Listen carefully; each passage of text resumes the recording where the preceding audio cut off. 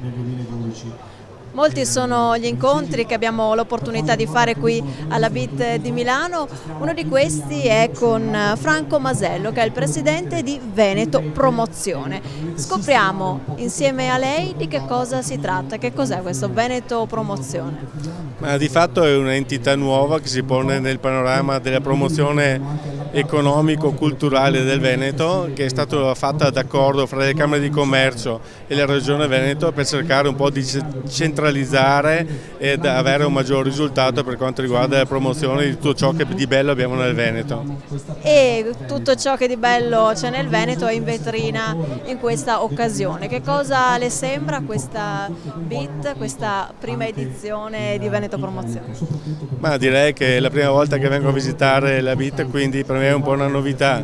Direi che cambierei molto in questa fiera sicuramente, perché vedo molti italiani, pochi stranieri, e siccome noi dovremmo vendere molto ciò che abbiamo di bello, soprattutto agli stranieri, dovremmo cercare un attimo di capire perché c'è questa scarsa presenza del pubblico straniero. E comunque sicuramente è una vetrina, quindi credo che il Veneto abbia fatto bene a parteciparvi e sicuramente partecipato con una buona immagine delle buone eccellenze di quelle che sono le nostre peculiarità turistiche.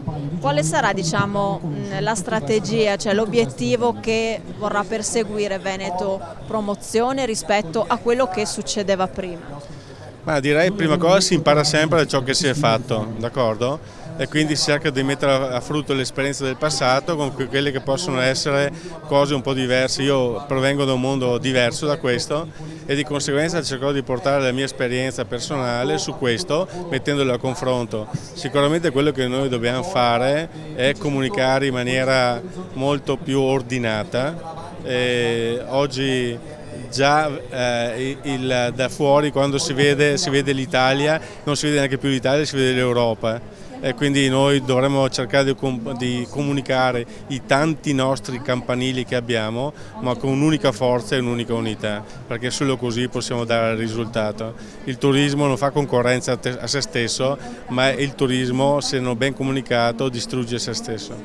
Io ringrazio Franco Masello di Veneto Promozione per questa chiacchierata, ci siamo conosciuti, è stato un piacere.